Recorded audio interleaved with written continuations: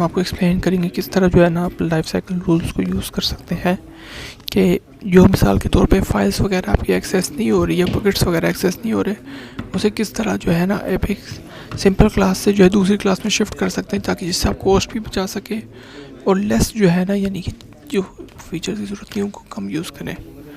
तो सबसे पहले जो है ना अपने बकेट पे क्लिक कर लेना, कोई भी बकेट आप बना सकते हैं यहाँ पे, ठीक है। और यहाँ पे जो है ना हम कुछ जो ये यहाँ पे जो है मेरे पास कोड है, इसका मैं लिंक दे दूँगा जिप फाइल का। तो ये जो है ना बस हम इसके अंदर ड्रैग एंड ड्रॉप कर देते हैं। तो ये सारा कोड है जो बस हम लोगों ने इसको अपलोड कर दिया, थोड़ी देर के अंदर अपलोड हो जाएगा। फिर हम आपको दिखा दें किस तरह आप लाइफ साइकिल रूल्स जो है वो क्रिएट कर सकते हैं एक क्लास से दूसरी क्लास में शिफ्ट करने के लिए। बाद नेक्स्ट चीज़ जो हम करेंगे यहाँ पे वो मैनेजमेंट में क्लिक करेंगे, क्रिएट लाइफ साइकिल रूल्स पे। रूल का कोई नाम मैं लिख देता हूँ Web01 लाइफ साइकिल। और यहाँ पे आपके पास आ जाता है लिमिट करना। लिमिट का मतलब यही होगा, जैसे मिसाल के तौर पर अगर फाइल्स मेरी इमेज से शुरू होती है तो मैं इस तरह लिख सकता हूँ इमेज, तो जो भी रूल्स अप्लाई होगा वो इमेज से स्टार्ट होने वाली फाइल पे अप्लाई होगा। लेकिन हम लोग यहाँ पे जो है ना सब पे अप्लाई कर देंगे।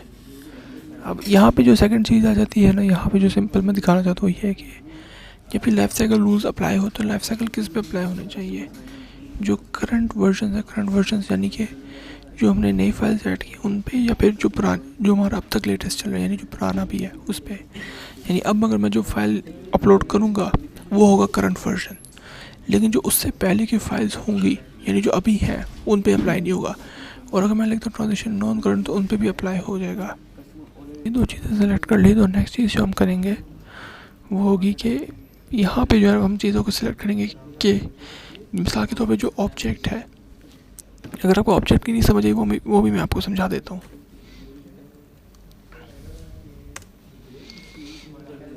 मैंने नोटिस किया था तो मैं बताना मैं भूल गया तो ऑब्जेक्ट का। तो ऑब्जेक्ट सिंपली ये जो फाइल्स आप देख रहे हैं यहाँ पे, जो फोल्डर्स देख रहे हैं, उन फोल्डर्स पे क्लिक करके जो आपको मज़ीद फाइल्स और फोल्डर्स मिलती हैं इनको हम सिंपल अल्फाजों के अंदर ऑब्जेक्ट्स कहते हैं, दैट्स इट।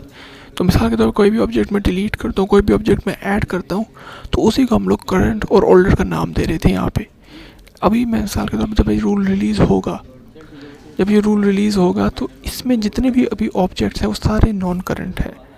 लेकिन जब मैं कोई नई इमेज फाइल वगैरह ऐड करूँगा, मिसाल के तौर पर इसको रिप्लेस करके कोई और index.html, इसको मैंने डिलीट कर दिया एंड सो ऑन, वो होंगे मेरे करंट वर्जन, उस पर फिर सारा अप्लाई होगा रूल्स। या अगर मैं करंट वालों पे भी अप्लाई करना चाहता हूँ यानी जो अभी इस वक्त हैं, उसके लिए हम लोग जो है नॉन करंट को क्लिक कर देंगे। नीचे जाएंगे तो आपके पास अभी क्लासेस का पूछ रहा है, तो इसमें हमने डेट्स को सिलेक्ट कर देना है। मिसाल के तौर पे मैं सिलेक्ट करता हूँ कि मेरा स्टैंडर्ड इंटरफेस है और ये 30 डेज तक मिनिमम रहेगा।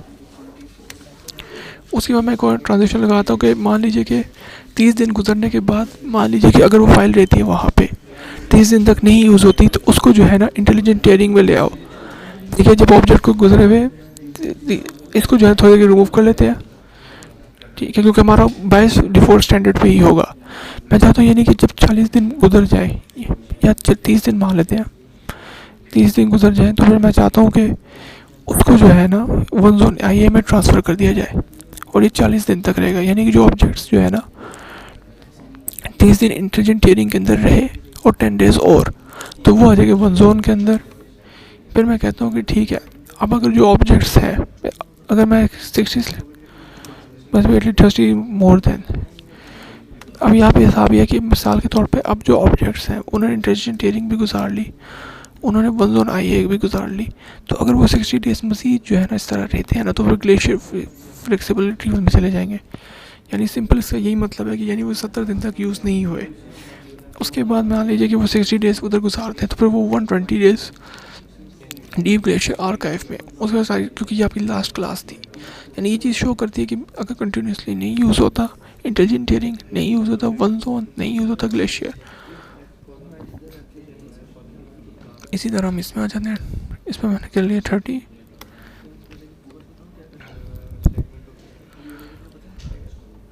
और इस तरह मैंने जब बात की थी नॉन करंट, अब नॉन करंट के अंदर आपके वर्जन्स भी आ जाते हैं कि एक ओरिजिनल था, फिर मज़ीद मान लीजिए 2 दिन बाद अपनी नई फाइल डाली थी and so on.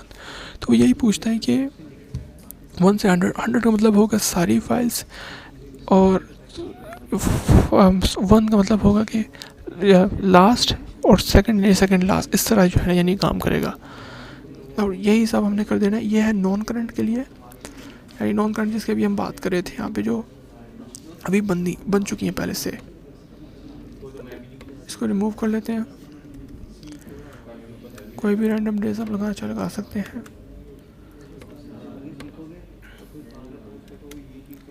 Eighty days,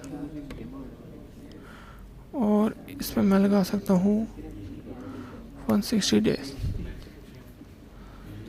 अब इसने सारी आपको डेज का हिसाब दे दिया कि 30 दिन, जैसे ऑब्जेक्ट अपलोड होता है 30 दिन बाद जो है ना वो इंटेलिजेंट टेयरिंग के अंदर गया, 40 दिन बाद वन आईए में, 60 दिन बाद, इस तरह। तो इस तरह जो है ना, यानी मेरा कोई ऑब्जेक्ट ग्लेशियर में भी हो सकता है, कोई ऑब्जेक्ट इसमें भी हो सकता है। लेकिन अच्छी बात है क्योंकि फिर जो ऑब्जेक्ट्स एक्सेस नहीं हो रही वो फिल्टर आउट हो जाएंगे, और जो एक्सेस हो रहे हैं उनको हम लोग रखेंगे स्टैंडर्ड पे, और हम सिर्फ उन्हीं के पैसे पे करेंगे। अब मैं क्रिएट रूल पे क्लिक करता हूँ, तो यहाँ पे जो मसला आया ना वो मैं वही दिखाना चाहूँगा, डेट्स का है। अब मिसाल के तौर पे कहता है कि यार बेशक आप जो है, अगर मैं इधर जाऊँ वापस ऊपर, वो कहते हैं डेट्स कम से कम 30 दिन और होनी चाहिए, कि हम लोग यानी एक दिन के फ़र्क नहीं, 30 दिन और। यहाँ पे मैं पुट कर दिया 90 और 180, सॉरी, कि वो एक्स्ट्रा डेज डिमांड करता है कि हाफ से ज़्यादा होनी चाहिए, यानी 1-2 दिन का ना फ़र्क हो, हाफ डेज का ज़्यादा। 70, 120,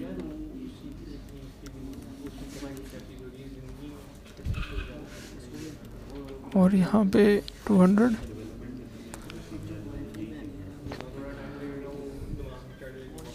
अब करके आई एक्नॉलेज दैट, जो कि ज़्यादा फ्री नहीं होगा। आप देख सकते हैं हमारा लाइफ साइकिल जो है इनेबल हो गया है, लाइफ साइकिल इनेबल हो गया है। तो ये था सिंपली इसको यूज़ करने का तरीका। एंड अगर मैं मिसाल के तौर पर वापस इस पर ही क्लिक करता हूँ और इसको एडिट करता हूँ, मैं एक और चीज़ दिखाना मैं भूल गया, yes, expire current versions of the objects, जो अभी करंट वर्जन्स होंगे, ठीक है। तो मिसाल के तौर पर मान लीजिए कि अभी जो मेरे ऑब्जेक्ट्स के बन चुके हैं करंट वर्जन्स, ठीक है, मान लीजिए चेंजेस नहीं होते उनमें किसी किस्म के, मैं ये भी तो चाहूँगा ना कि अब वो मिसाल के तौर पर कंटिन्यूसली नहीं यूज़ है, उनको भी एक्सपायर कर दिया जाए। तो 450 यानी 450 डेज बाद जो ऑब्जेक्ट्स क्रिएट होंगे वो ख़त्म कर दिए जाएंगे। इसी तरह परमानेंट डिलीट नॉन करंट, अगर मैं जाऊँगा परमानेंट नॉन करंट, तो यही बताता है कि become after updates become non current यानी जो ओरिजिनल है उनका। तो मैं यही कह सकता हूँ कि क्योंकि हमने वर्जनिंग के अंदर सीखा हुआ है कि उनका रिकॉर्ड जो है गलती से रह जाता है हमारे पास वर्जनिंग, क्योंकि वर्जनिंग ऐसे नहीं हो रही होती कि वो पिछला डिलीट हो जाता है, पिछला उधर ही रहता है। अगर उस पिछले को मैं डिलीट करना चाहता हूँ तो फिर मुझे ये वैल्यूज़ लिखनी होगी 240। इसी तरह लास्ट चीज़ है डिलीट एक्सपायर्ड, डिलीट मार्कर्स क्यों, क्योंकि ये मार्कर्स एक तरह से रिकॉर्ड रखते हैं। अगर वर्जनिंग आपने देखी होगी मेरी वीडियो, उसके अंदर जो है हम लोग मार्कर्स को यूज़ करते थे उनका रिकॉर्ड रखने के लिए कि ये डिलीट मार्क जो हुआ है वो किधर पॉइंट करता है। तो इसको भी हम लोग चाहे सिंपल 6 डेज कुछ भी रख सकते हैं, वो मैटर्स नहीं करता। अब अगर मैं सेव करता हूँ all other dates must be value then, ठीक है, क्योंकि वो 240 डेज का एक फ़र्क आ रहा है वहाँ पे, तो उस पर एतराज़ उठा रहा है 300 डेज। आई एक्नॉलेज दैट भी कर लेते हैं, और इस तरह जो है लाइफ साइकिल आप अप्लाई, अच्छा देखो ये और इशू आ गया, यस, एंड अब अप्लाई करते हैं। तो ये था लाइफ साइकिल बनाने का तरीका।